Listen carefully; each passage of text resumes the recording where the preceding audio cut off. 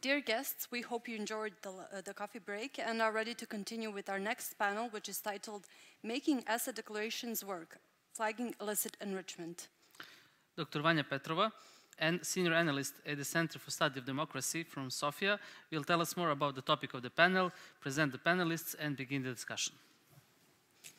Thank you. Hello, everyone. It's a great pleasure for me to be here today and great seeing you all. Hello, ladies and gentlemen. Hello, old and new friends. And of course, let's not ignore all the people from the four corners of the world who are looking at us. Greetings to them too. So, as you already know, welcome to the second panel of our discussion today. So we'll be focusing particularly on asset declarations. But let me first zoom out a little bit and mention a little bit about something about my topic, which is illicit finance and illicit financial flows. So the common denominator of all the Southeastern European countries is their vulnerabilities, which are kindled by state capture and corruption. But actually, what is the main driver behind state capture is illicit finance. This is the most important issue. We need to cut the head of the serpent and address illicit finance. Well, illicit finance are estimated somewhere around or over 1.5 trillion US dollars in the world globally. And unfortunately, illicit finance is a huge global problem. But it is even more severe and even a bigger problem in our region. Illicit finance in Southeastern European countries illicit financial inflows and outflows are manifold, they're multidirectional, and they're proportionally large as a percentage of the regional and national GDPs. We desperately need some tools to assess, to understand, and to fight illicit finance. And one of these tools, one of these potential tools with huge power is actually asset declarations. So this is why in our panel today we will try to answer some of the following questions. In particular, how efficiently are asset declarations checked? And how are some irregularities which are found, how are they punished? Second of all, what needs to be done, what needs to be improved so that actually asset declarations become a potent tool and instrument to fight against ill-gotten wealth and illicit finance? Of course, also share some good practices from the countries in the region. And beyond the topic of asset declarations, so what are any other tools or methodologies, instruments for flagging illicit finance? Last but not least, we should highlight the role of civil society in detecting policy gaps and developing risk indicators. Just so that you are prepared what's following, unfortunately we're a little bit behind with time, so I will try to, as my colleagues know, I like to talk a lot. That's why they made me moderator here, so that I don't talk a lot. What to expect in our panel. So each of our speakers will have something like 10 to 15 minutes, followed by a Q&A. And if we have some time left in the end, we will have some more questions. And then we will have the well-deserved lunch. So first of all, let's welcome Daniela Mineva. Dani, today is Thanksgiving Day. Very happy to be working with you, much appreciating it.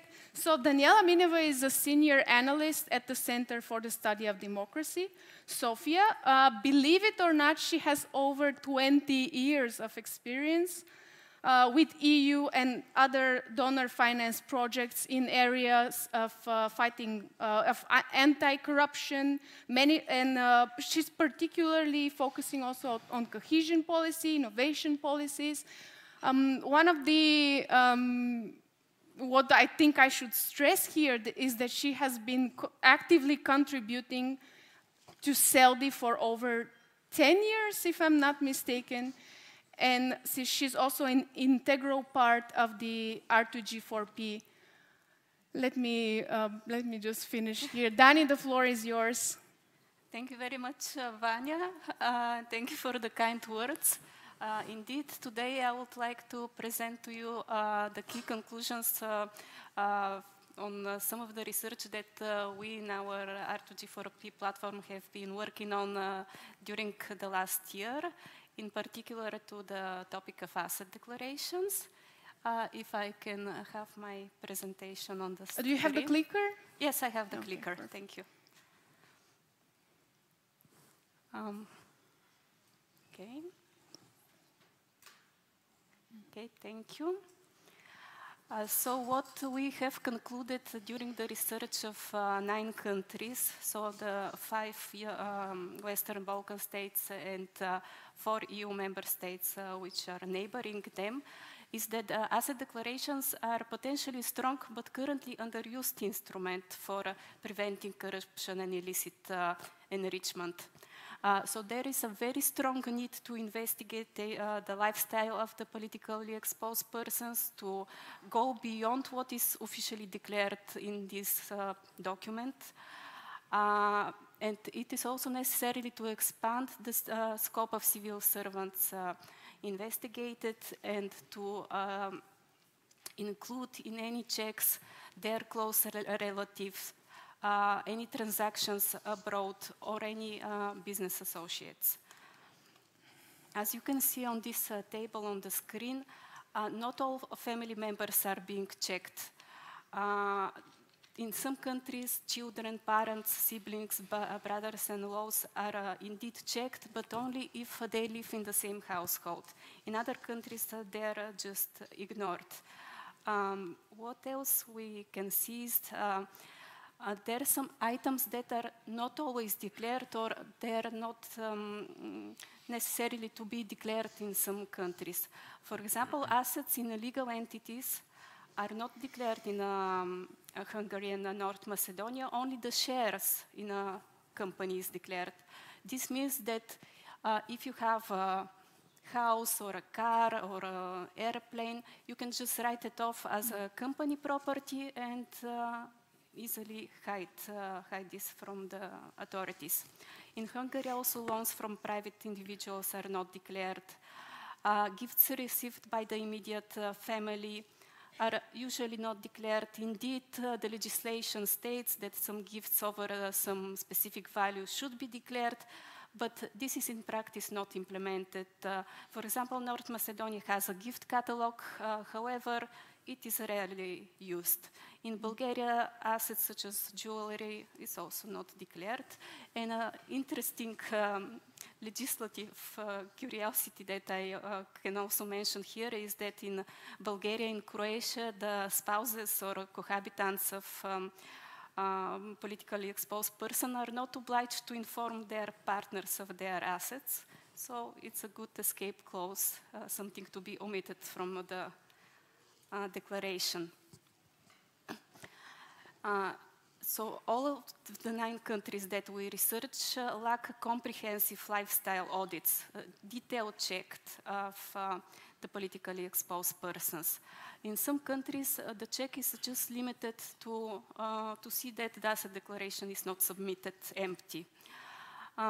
In other countries, the checks are performed only once every few years, even if the law prescribes that this is done annually. What we can recommend as anti-corruption platform is that the check-in procedure includes all 3 possible methods. The first one is a random sample, for example, 5 or 10% of the civil servants in a public institution. The second one is check of priority or risk groups. These are, of course, the people in high-level power or the people with decision-making powers. And third, checks that are triggered by anonymous signals from third parties. If the focus is only on one of these methods, there is a risk that irregularity will just be skipped and not come to the attention of the authorities. Of course, the lack of such detailed procedures come to not only the lack of political will and the lack of methodologies, although these are also very strong causes, but also the lack of human resources. We have gathered statistical data for all 9 countries, and what we can see is that on average, between 4 and 45 officials in anti-corruption agency deal directly with the checking of asset declarations. This means that they check between 8 and 20% of the persons that are obliged to declare assets, and between 6 and 30 persons are checked by one inspector. Of course, as I mentioned, these are average numbers. In some countries, such as Romania, the percent of people checked is under 0.5%. Because in Romania, on normal years, they are 300,000 people that need to declare assets, and during election years, this number doubles due to the very wide scope of the people obliged to declare, and this puts enormous pressure on the anti-corruption authorities. There is also very limited data availability of asset declarations. In Albania, there is simply no asset declaration register. In other countries, Hungary, Croatia, and Romania, there are either PDF declarations or some of them are handwritten copies.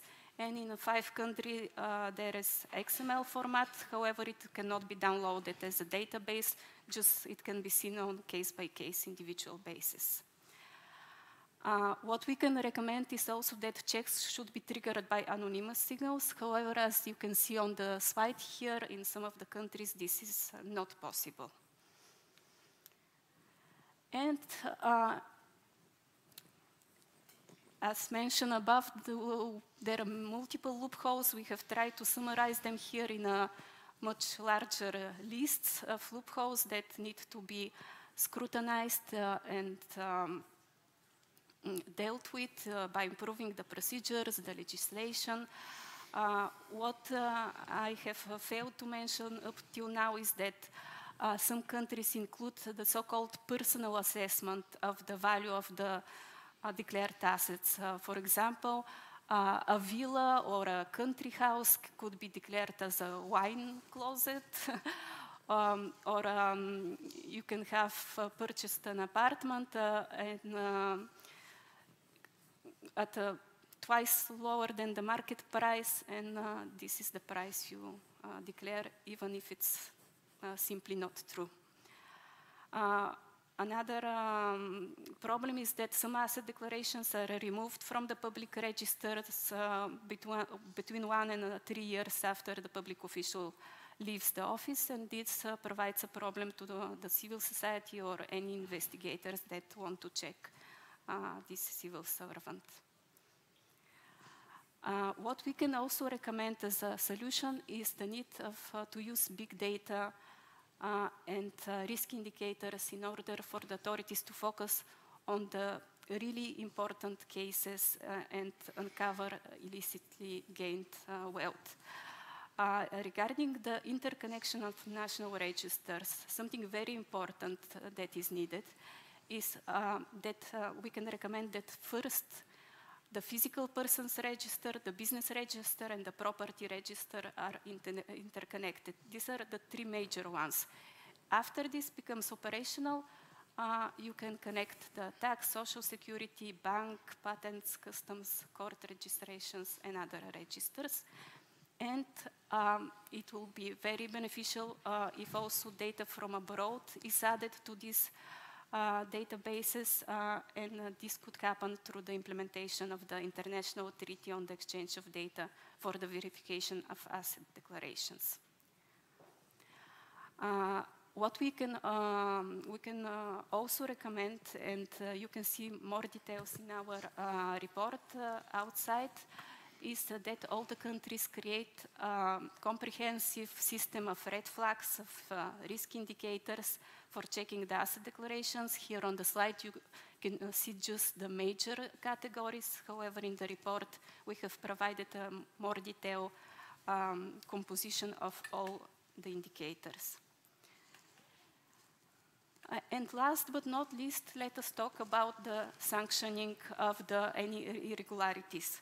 Currently, the size of the sanction is extremely low, and it doesn't in any way deter law violations. For a non-declaration, a non-submission of the assets, the fines are between 200 and 1,000 euro. However, in most of the cases, only the minimum applies. In Bosnia and Herzegovina, it's always 150 euro. In North Macedonia, 300. In Romania, more or less the same value. The PEPs also don't face dismissal in case they don't submit declarations. And almost no country, only Bulgaria, has a practice of increasing the fines for every next consecutive non-compliance. We know that the politically exposed persons can always find a way to avoid severe punishment. They can influence the authorities to change the legislation in their favor. They can retroactively change their asset declaration online so that it appears that no irregularity has existed in the document at all. This is what we talk about, state capture. For that reason, here we provide several recommendations how to check asset declarations. There is a need of dedicated body of department, improving the legal base, using electronic platforms with interconnected databases, publishing the ultimate beneficial ownership information, making business register public, tracking the transactions with cryptocurrency, and using data-driven analysis. But just one last sentence before I conclude. My presentation was focused on asset declarations, but this is just one tool. It's just one cogwheel in a much larger mechanism. As all of the previous speakers noted, we need a comprehensive approach and to make reforms in all aspects of our life and to improve the functioning of all institutions. And we are here as civil society to provide support, to provide legal expertise, methodological expertise, and to help in any way we can working with the governments. So thank you very much.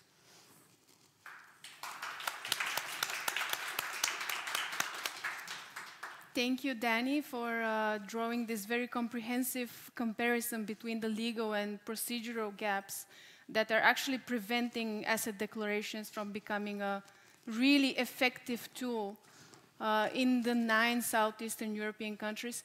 Let me maybe abuse my moderator right and just pose the first question.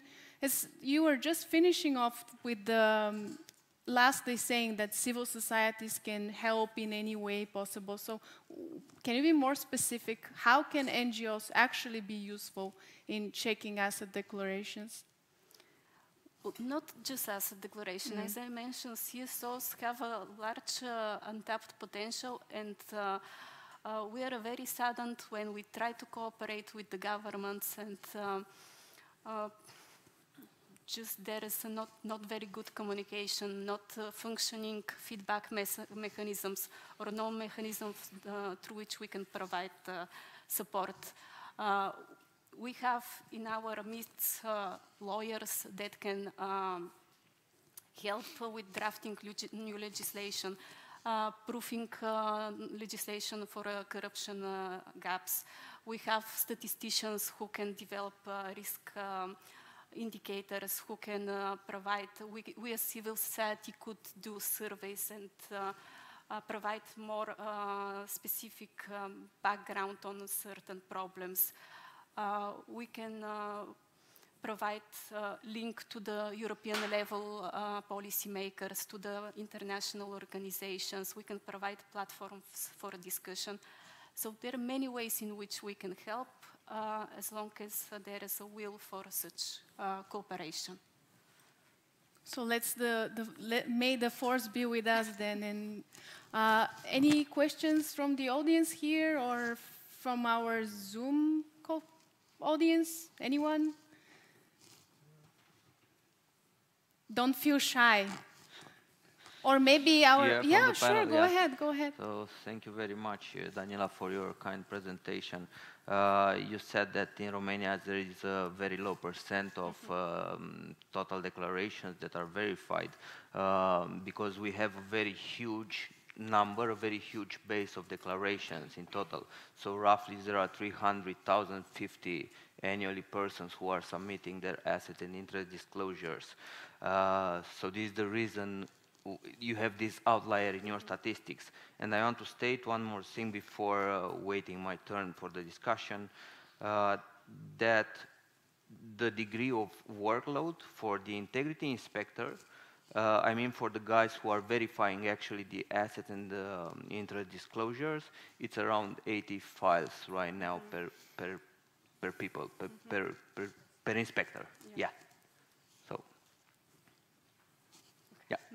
Awesome, great. Should we, let's maybe move forward to our next panelist, another dear friend of mine. This is Desislava Gotskova. She is the head of Secretariat at the Regional Anti-Corruption Initiative, which is based in Sarajevo. She holds a master's degree in law from the University of Sofia and also another master's degree in international and European law from the University of Amsterdam. Desislava has extensive experience in international cooperation, in judicial and policy matters, and anti-corruption policy, strategic and action plan development. Before joining RAI, she was an integral part of Europol. I was very, very impressed reading about Europol. And Another important, maybe last thing, she was the chair of the working group which represented the Council of the European Union at the negotiations on the proposal of the regulation with the European Parliament and the European Commission. I'm very, very excited to hear. I know that you will be talking a little bit about the International Treaty on Exchange of Data for Verification of Asset Declarations, which was initiated by RAI. And as far as I know, the depositor was Serbia, and the contract was actually signed right here in Belgrade. Yes. Yes, so very, very interesting, looking forward to hear. And also, apart from her presentation, she has a short video, so it sounds like very entertaining. Please. Thank you, Vanya, for very kind words. It's a little bit embarrassing to start my presentation after such a presentation of myself. Good morning, everybody. Before I start my presentation, I would like to thank the organizers for the invitation to take part in the panel on asset declarations and in the discussions in the forum, and thus provide me with the opportunity to present Regional Anti-Corruption Initiative and one of our major tools, which we do believe is a tool to prevent and combat corruption in the region, and this is the International Treaty on Exchange of Data for Verification of Asset Declarations. Before I start with my presentation on the treaty, let me just say a few words about the Regional Anti-Corruption Initiative for those who haven't heard about it. This is an intergovernmental regional organization which was established 20 years ago, back in 2003. The Secretariat is based in Sarajevo, in Bosnia and Herzegovina. 9 countries from the region are members of the initiative. All Western Balkan countries, except Kosovo, Bulgaria, Romania, Croatia, and Moldova are also part of the initiative, which makes a very good blend of EU countries and countries in different stages of negotiation and accession. 3 countries have an observer status, and these are Slovenia, Poland, and Georgia. We do cooperate very well and very much with other international organizations which have a mandate to work in the field of anti-corruption, as well as with the civil society, media, and youth. The main areas of our work are specified in the work plan, which we adopt every 3 years, and these are asset disclosure systems and transparency rules. Whistleblowing, we have a huge whistleblowing regional project supported by the EU, asset recovery, and also we work very much in the field of anti-corruption with youth. Today I'm going to speak about the International Treaty on Exchange of Data for Verification of Asset Declarations, which has been developed under the auspices of a RAI regional program in cooperation with UNODC and with the support of the Austrian Development Corporation.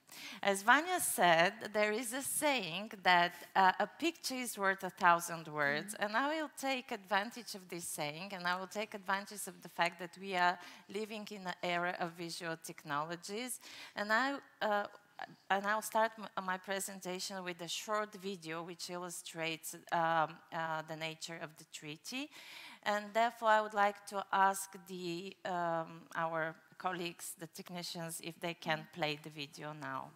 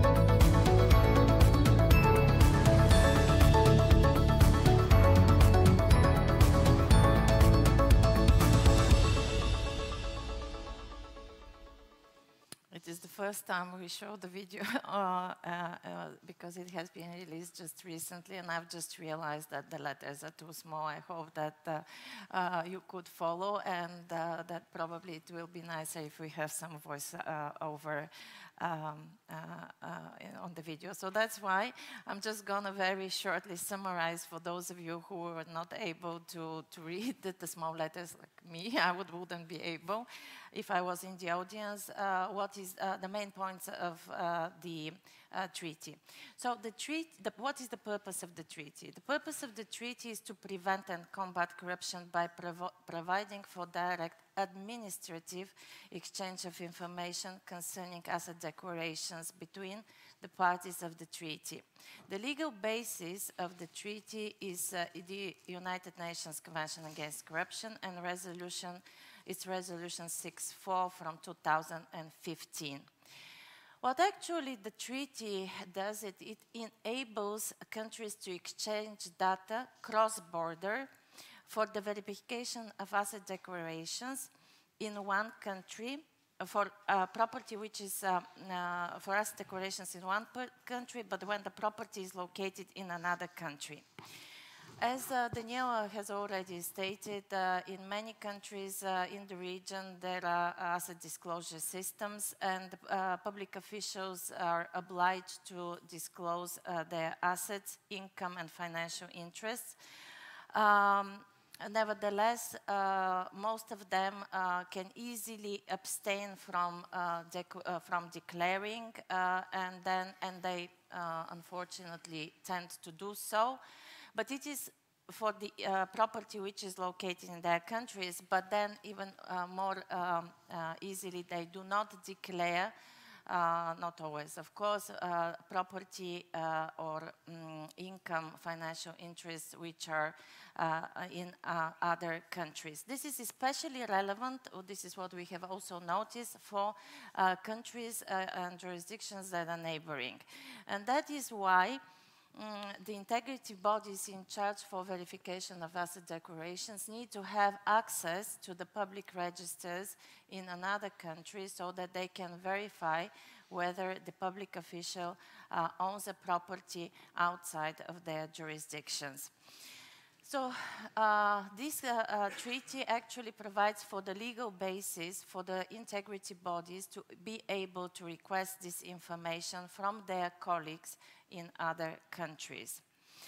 In practice, the treaty will enable establishing a regional mechanism which will streamline the communication between the integrity bodies and simplify the present time-consuming process in verification of public declarations.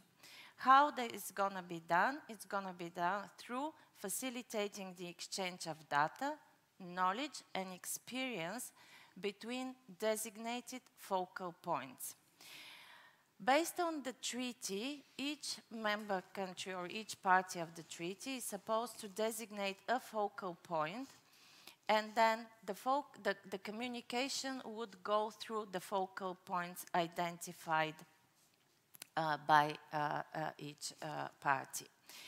The focal point will contact their counterparts and will provide data which is available to the focal point based on their domestic legislation.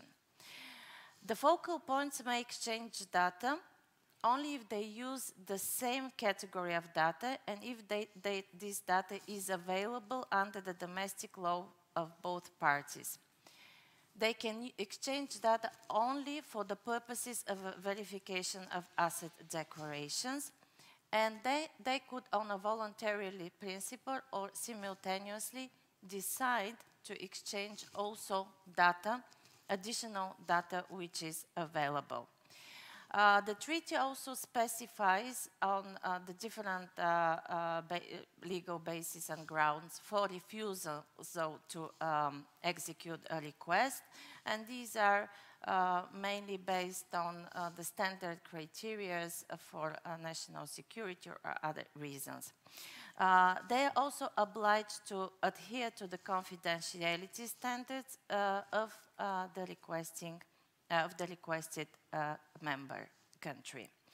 To further strengthen the efficiency and the reliability of the domestic asset disclosure systems, each party shall consider establishing online databases with access through a, if possible, English service in addition to the official language. This is something that Daniela also touched upon. And we at RAI Secretariat are going to focus our efforts in the next coming years in supporting our member states in digitalization of their asset disclosure systems. What is the status of the treaty? Currently, 3 countries have signed the treaty, and these are Serbia, North Macedonia, and Montenegro. And as Vanya rightfully pointed out, Serbia is the depository of the treaty, and the treaty has been signed in March 2022 here in Belgrade. Following the ratification process, the treaty will enter into force. It is very important, unfortunately, to highlight at the moment that right now the treaty is still not in force because the ratification process is pending in the 3 signatory countries. Nevertheless, I have to admit that the governments of the 3 countries are quite supportive. The treaty has been included in the legislative program of the parliament. Nevertheless, due to other political priorities, the treaty hasn't been ratified yet. Moldova is in the process of signing the treaty, and we expect that very soon they will sign the treaty. Albania is also giving very positive signals to join. I would like to highlight the fact that all RAI member countries participated in the negotiating process of the treaty, and therefore we do expect that the EU countries, Bulgaria, Croatia, and Romania, would consider and join the treaty soon. Despite the fact that the treaty is still not hasn't entered into force, we at RAI Secretariat work very much into not only promoting the treaty but also assisting the countries in their ratification process. And just a couple of weeks ago, there was a high-level expert regional meeting in Montenegro where anti-corruption authorities from the region joined and discussed potential ways and ways forward to cooperate better in verification of asset declarations. The conclusions of the expert meeting are going to be available on our website today, actually. And for all of those of you who are interested on the text of the treaty and would like to go into more details about the treaty, I would encourage you to visit our webpage where you can find the treaty text in English and all Balkan languages. To conclude, Regional Anti-Corruption Initiative remains fully committed to supporting countries through the steps that will follow in the years to come to adopt the treaty into their domestic legal frameworks and to start implementing the treaty. I would like also to highlight on the fact that both in the negotiation process, civil society has been consulted as well as other international organizations, and that civil society have been very supportive in promoting the treaty in different international fora, but also domestically and nationally. And that we do work and cooperate very closely with Saudi, with the Center for Study of Democracy and UNCAC Coalition and other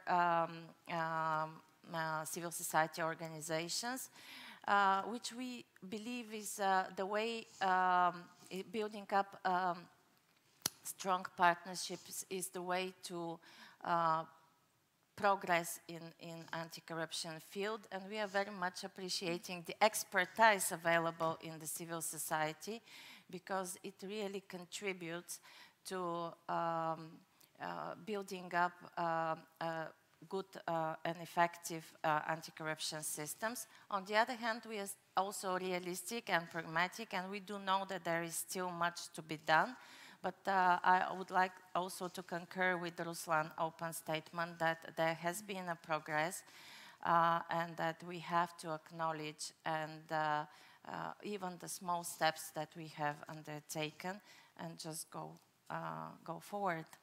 Thank you very much for your attention. And if you have any questions, I'm ready to answer.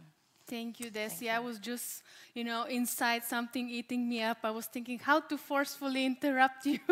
So thank you very much. Any questions from the audience? Yep, go ahead.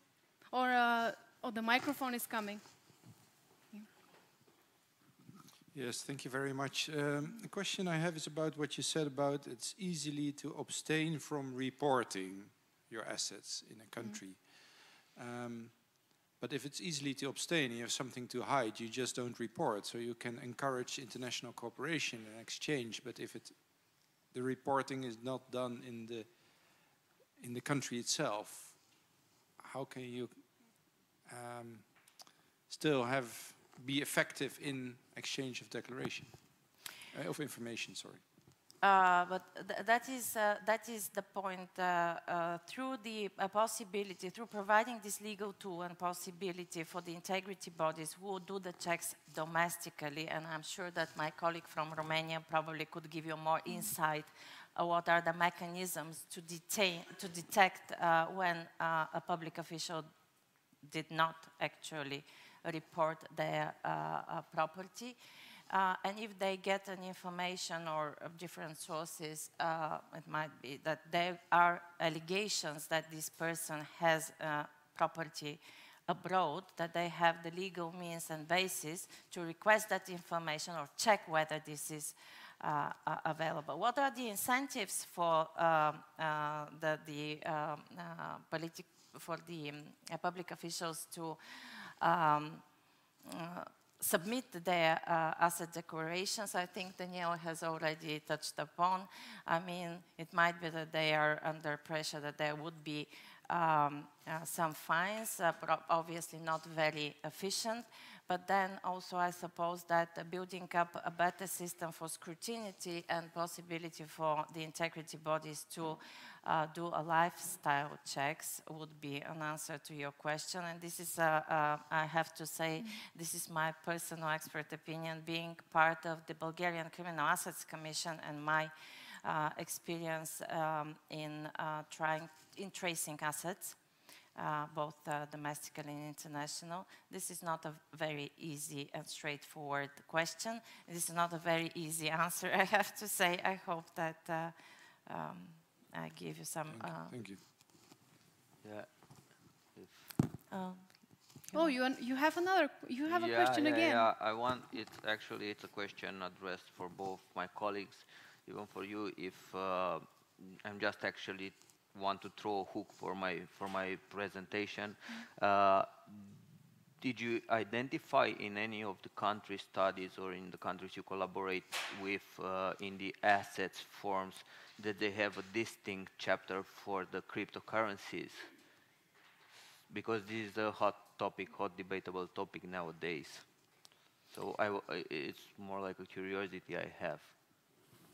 Probably Daniela is in a position to better answer this question. I would just say that it's actually also something that we are now thinking about, because at the time when even the treaty was developed, cryptocurrency was not in the focus, and this is also something probably we should include in the template that we have developed. So yes, I mean, it's not really so. I also have not seen such a checkbox, at least in the templates that I have seen. Okay, so thank you. Thank you. Yeah. Now we're coming to you, finally. Yeah, eventually, yeah, thank you.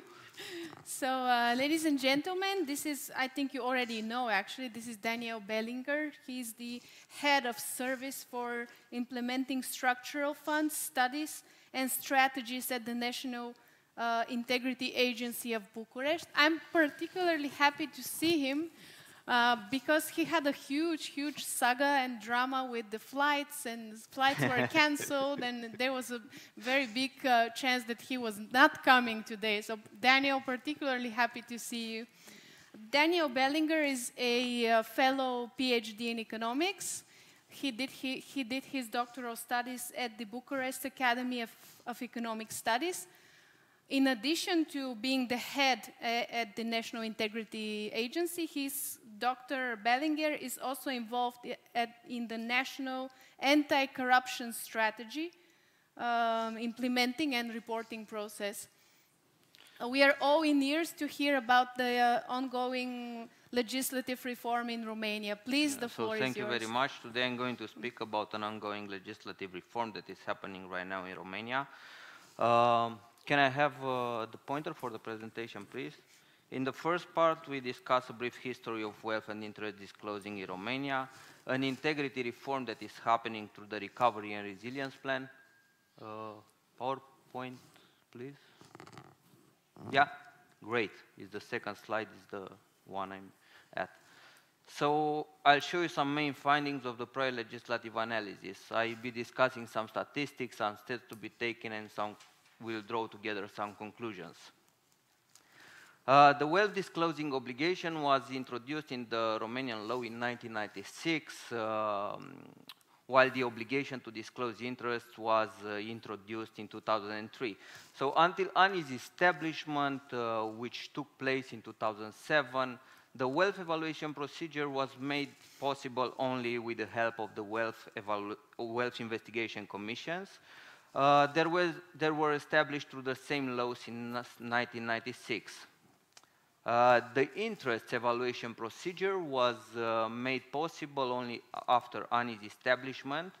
ANI was established through a law from 2007, which was further updated in 2010. Just to have a clear idea of what it means, the unjustified wealth according to the Romanian law, it's somehow different between the illicit enrichment due to some constitutional limits we have. So it means there is a difference of more than 10,000 euro, or its equivalent in the Romanian law, in the Romanian currency, between the wealth obtained during your mandate and what you have spent during the same period. Because I've been telling you in the previous slide that the latest integrity big reform was in 2010, right now is the time for a change. We are trying to bring coherence among the set of the rules of integrity. How we are doing this? We are doing this by a new funded project. The project is entitled NI Act. It's an acronym for the New Integrity Act. ANI is the lead of the project and is carried out in partnership with the Ministry of Justice and Transparency Romania. So besides of updating the legal framework for integrity, we have furthermore two objectives: to support the authorities and public institutions in their process to the digital transitioning for electronic submissions of assets and interests, but also to increase the level of knowledge of the persons who are in charge with ensuring the implementation of the legal provisions. This project is scheduled to be finalized in November this year, and its main outcome should be a new legislative proposal in the field of integrity with a focus on incompatibilities, conflicts of interest, and unjustified wealth. This draft should enter into force by the end of 2024. I want to say that the first implementation phase of the project was finished in December last year. Its main outcome has been a desk research report in the field of integrity framework in Romania. We had the research on the relevant national legislation. We had here some descriptive analysis together with a cluster analysis. We had also a research for the international recommendations received by Romania in the field of public integrity. And the third pillar that this research report was built on, it was an analysis for 3 vulnerable sectors where a high integrity risk may occur. So those sectors were health, education, and civil servants. Just to give you some findings of the national legislation research, we took all the 39 categories of the personnel that have the obligation to submit their asset and interest according to the current law, and we found out the following. There is still a high number of legislative vacuum situations for these categories. Provisions for certain categories of personnel are spread in more than one normative act, but also there is a lack of unitary framework for sanctioning. Regarding the second pillar, it included the international recommendations and benchmarks. We try here to address the one received from the European Commission through the cooperation and verification mechanism, but also through the rule of law mechanism. The one the ones from Greco, from OECD, but also from the World Bank. So the first part, the analysis was structured within three parts. Within the first part, we identified all these international benchmarks and recommendations, classified them on 3 layers of analysis. So for instance, hard law, soft law, and best practices. The second part identified and chosen all the relevant benchmarks for the ANIS activity, while within the third part, we have tried to study the validity and the opportunity of the previously identified recommendation and benchmark in regard to their appliance for the Romanian integrity system. So, just to name a few, a distinct field or chapter in the assets form would be welcome for the beneficial ownership, but also for the cryptocurrencies. Expenses over a certain amount must be also declared during the current year, not only at the end of the year, but also to adjust the sanctioning level in accordance to the current economic climate. I want to tell you a little secret, let's say, right now, in case you do not comply and in case you do not submit your assets declarations on time, you'll get fined with a fabulous amount, maybe of 10 euro. So, as Daniela said.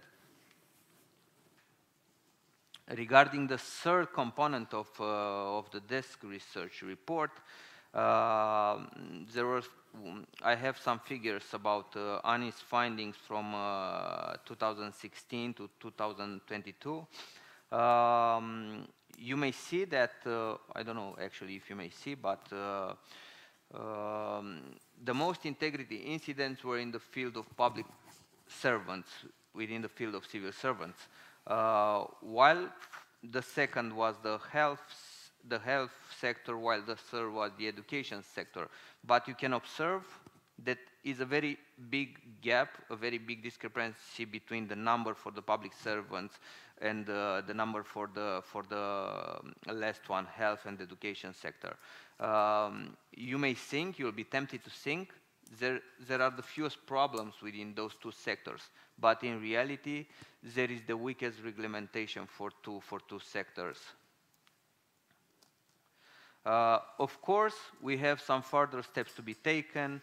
We have to start the process of drafting the new law. It will be an evidence-based legislation process. We will take into consideration the findings from the prior analysis. A big challenge for us will be the proper implementation of the new code for integrity, but also training ANIS personnel in respect with the new law. Also, we have to further develop ANIS technical infrastructure in order to process the assets and interest declaration in a digital format, but also we would like to develop a preventive tool. There is a digital platform of awareness and prevention of conflicts of interest and incompatibilities. We were inspired here by the civil society, actually by a conflict of interest simulator we found on Transparency, I think the Argentina chapter. So, just to have a few conclusions, the integrity law is still very fragmented in Romania. Proper regulation is still required in some vulnerable and sensitive sectors such as health or education. Distinct chapters for cryptocurrencies but also for the beneficial ownership must exist in the assets declaration, while the beneficial ownership is still a hot topic. But the most important fact is the fact that a right balance is required between the integrity incident and the sanction itself in order to have a proper verification for the assets and interests. So, thank you very much for your attention. I'll be gladly answer your question in case I know to answer them. Thanks, thank you very Daniel. much. Oh. Yeah, the microphone is coming, just one second. I don't have any questions. I have one remark to illustrate what scene is here in Serbia. Serbia is a country where it is possible for a minister who cannot prove where he got 200,000 euros from saying, my aunt from Canada give it to me. And that is enough for the prosecutor to believe him and not initiate an investigation. And now we in Serbia have a new proverb when we want to point out corruption among the highest state officials. We simply say his aunt sent him money from Canada. Okay. Thank you. I also, Yeah. very quick question Yeah, also please, from me. Yeah. So what do you think would be the biggest challenge or the main challenges in the implementation phase of the law? And then while you're answering my question, please the microphone over there to the judge. Oh, already. okay. Yeah. Okay. Okay. Yeah, That was a let me good... think a little bit. So I think that there are two directions that should be taken into consideration. So first of all, because it's a new law, we also one factor is the political will, but also the second factor is how to change mentalities on the ground side. I mean, for the public servant, in order to incorporate the new rules in their current activity. So right now I'm seeing those two directions. Yeah. That was the perfect introduction to my question. I was just asking for three concrete answers, if you can. So we have the process of observing, verifying, and then sanctions. For all of those, what are your main target group for observing and reporting those issues related to illegal, what term you use, the unbalanced wealth or something, like when you have spending more than you have your income, and what are the means of verification? Okay. And at the end of the day, what happened with the most logical thing when you have somebody with the hands in a jar cookie? You are not banned that person from being public servant. You just, as I can understand, it's only limited to some fines that are more or less symbolic. So is there is no political will to introduce some stronger sanctions about the people that are obviously living 2-3 times over their income, and they are public servants, and just pay 10 euros, you said something about that, to make things no, right? Just to be clear, the unjustified wealth in Romania is considered the difference between what you have earned and what you have spent more than 10,000 euro. Yeah. Okay. So regarding it will be a new draft of law. I don't know what to say right now about the political will, but most probably the sanctions. I mean, one of our main target is to align the sanctions with the integrity incident itself. For instance, we have 3 kinds of integrity incidents that ANI evaluates them. So there are incompatibilities. That means that you simultaneously occupy a public position and maybe a private position. I mean, like a head of a company or something like that, of your own company, most probably.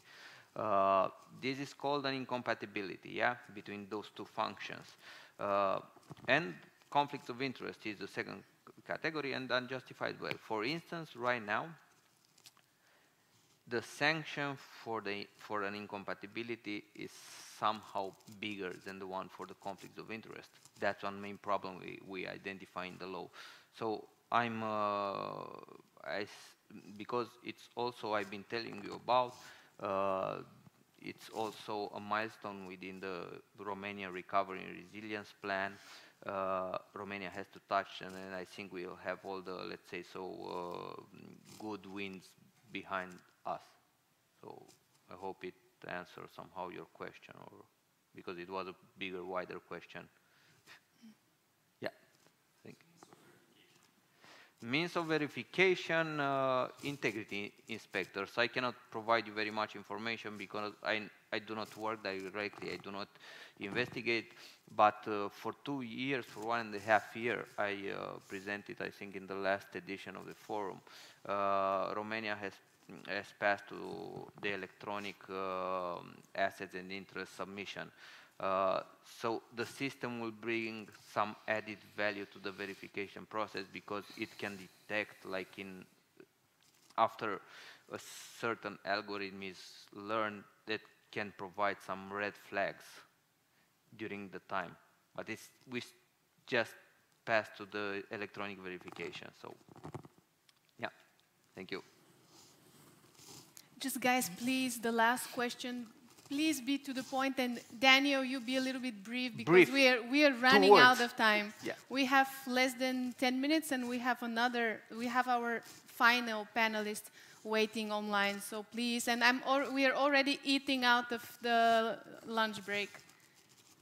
Hi, I'm Davor from Bosnia and Herzegovina. I have a question for 3 panelists. If you have come across the problems in your activities with the personal data protection regulations when you research and made these activities, that's my question. Thank you.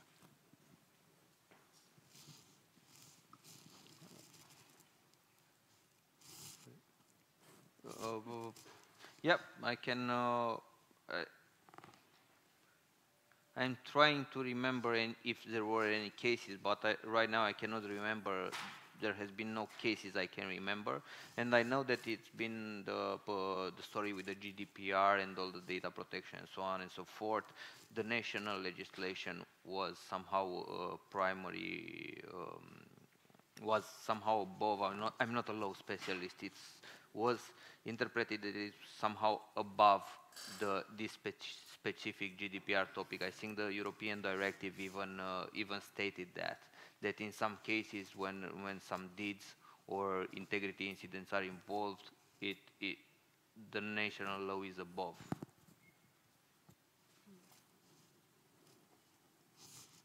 Okay, let's move on. Finally, our final, because we live in such a digital world, our final panelist is waiting for us online. Just a few. Hi, can you hear us, Andrew? Hi there. Sorry for the not really sticking to the time. Hi. Let me just introduce you properly. So, ladies and gentlemen, this is Andrew Dornbierer. He's a senior asset recovery specialist at the Basel Institute of Governance.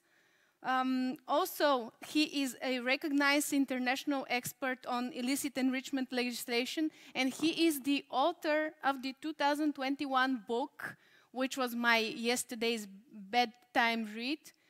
You can find it online. It's available. It's available in English, in French, and Spanish. The book is Illicit Enrichment, a Guide to Laws Targeting Unexplained Wealth. In addition to that, I think very, very interesting, Andrew was admitted as a lawyer to the Supreme Court of Western Australia in 2012. And apart from this, he has worked in Switzerland and Tanzania, where he provided hands-on mentoring to the practitioners there. Please be as brief as possible because people are already starving here. Sure, thanks for the introduction.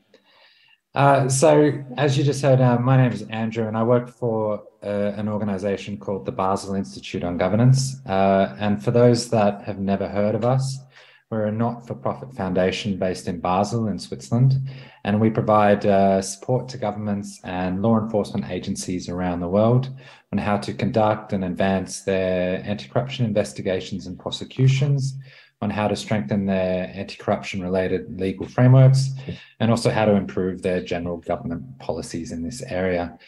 As you also just heard, personally, I actually specialize in a specific type of corruption investigation, namely investigations of cases of illicit enrichment, which is also known as unexplained wealth in other parts of the world. And this is largely the topic I wanted to talk about today, illicit enrichment, within the context of asset declarations, of course. We've already heard from a number of speakers on the panel today, which have talked about the importance of asset declaration systems and how they work and how they don't work, and how they can effectively be used to prevent corruption and also detect corruption. I want to look at the other part of the process and explain briefly how, in my experience, asset declaration systems can really be absolutely pivotal in the success of financial investigations into a corruption offence, and specifically a financial investigation into an offence of illicit enrichment. Okay, so just to give you a small amount of structure, I'm going to spend my time focusing on this pretty simple theme. So while asset declarations are important for the prevention of corruption, they can also play a very critical role in the successful investigation and proof of corruption offences. Okay. And during my talk, to give everyone a bit of context, for those that don't know about illicit enrichment, I'll first describe what the concept of illicit enrichment is and what an illicit enrichment law is. Then secondly, I'll give a brief explanation on one of the methods that can be used to investigate and prove that illicit enrichment has taken place. And finally, during the last part of my presentation, I'll talk about a real-life case example, which really demonstrated how asset declarations can give these types of investigations a massive boost from the outset. Okay, so let's just launch right into it. First of all, what is illicit enrichment? I'm sure a lot of you have heard of it, but just in case a few of you haven't, I'll explain what it is.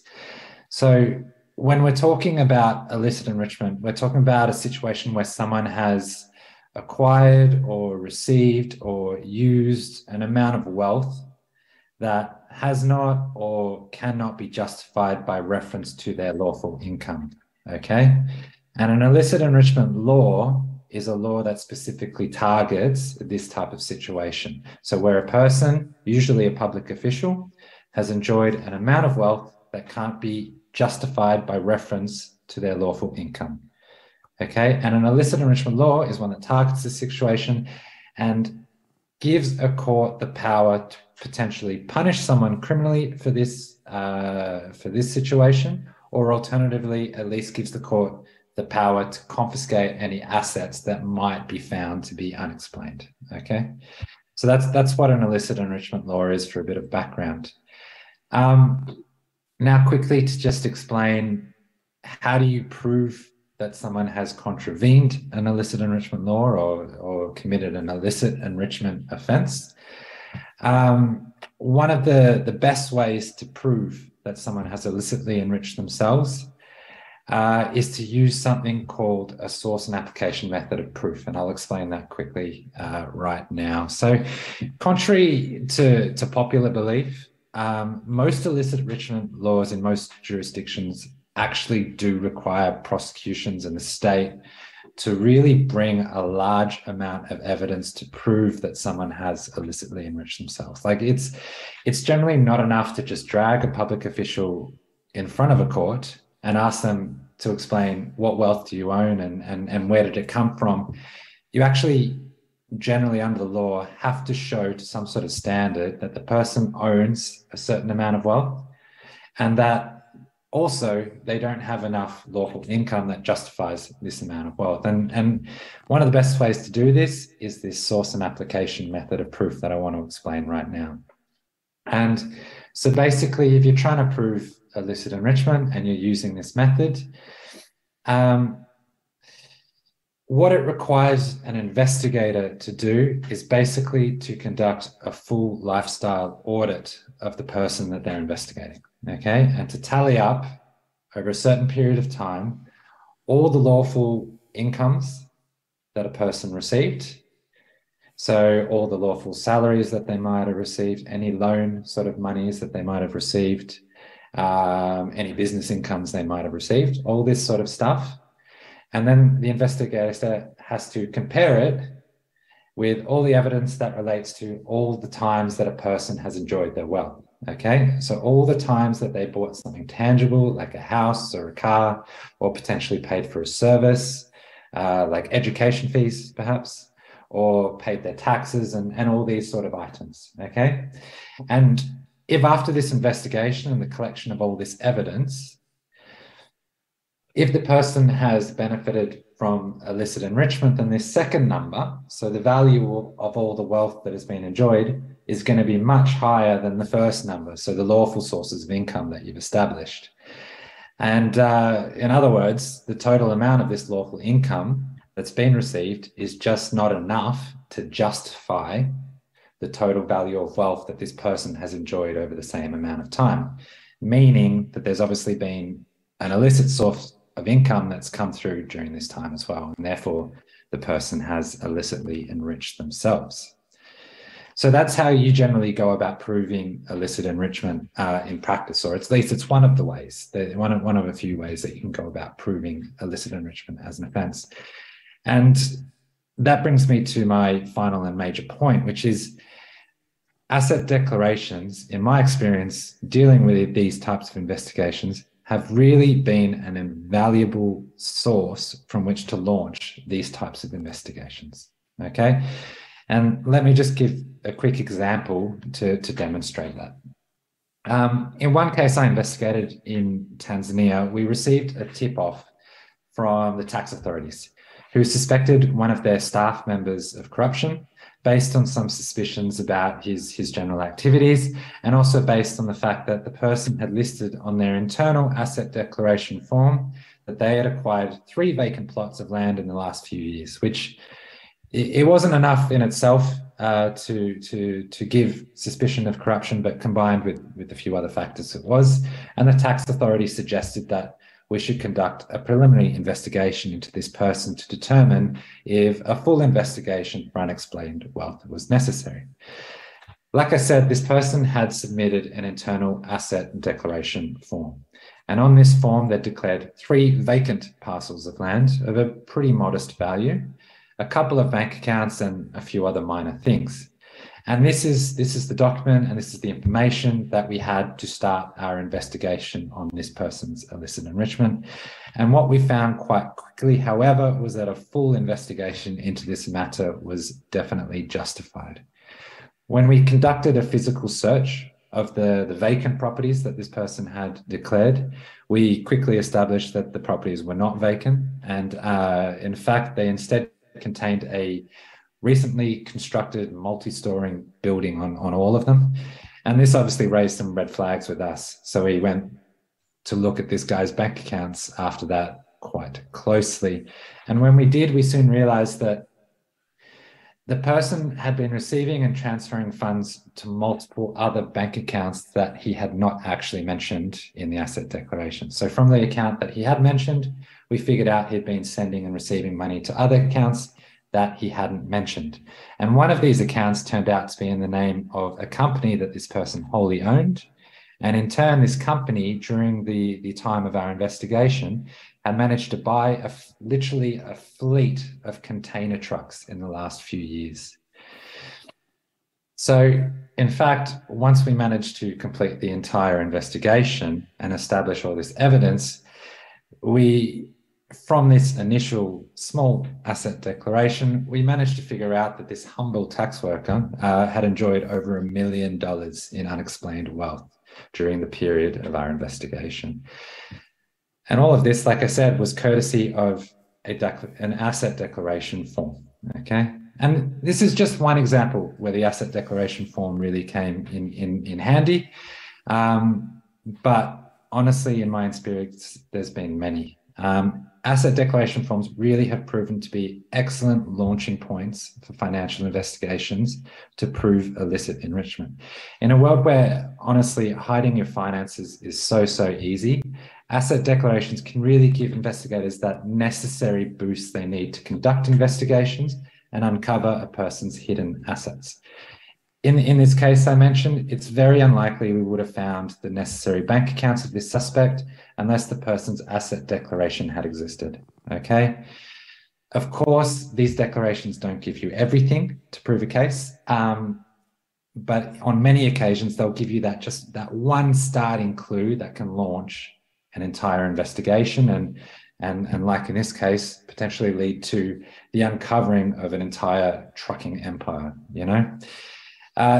As a final point, I want to stress that while I've talked about illicit enrichment investigations today, the importance of asset declarations there and specifically their importance in launching financial investigation applies equally also to all other corruption investigations that require financial investigations. So basically all other corruption investigations. I know we've got, your lunch is already 5 minutes late, so I think I'll stop there. Thank you very much for having me. Thank you, Andrew. Thank you. Maybe just one single question, if someone dares to pose one and will not be lynched by the others here. If not, we can just wrap up and continue the discussion over lunch. Over lunch? Yeah? Andrew, thank you very much. Thanks to all the panelists. Please, a round of applause to our speakers.